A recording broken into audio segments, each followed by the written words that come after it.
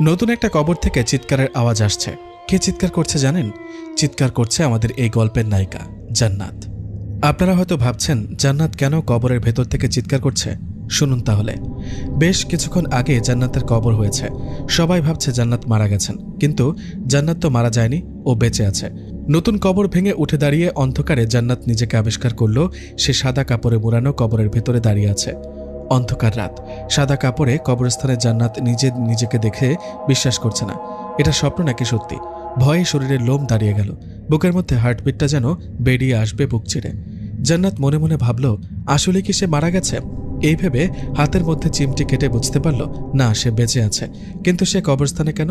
সে তো শুয়েছিল নিজের রুমে। এমন অবস্থায় পাশে ঝোপের আড়াল থেকে বেরিয়ে এলো 2-3টে শিয়াল। শিয়াল দুটো ওর দিকে আসছে। এই অবস্থায় সামনে পেছন না ভেবে জান্নাত কবর থেকে উঠে একটা দৌড় দিল বাড়ির দিকে।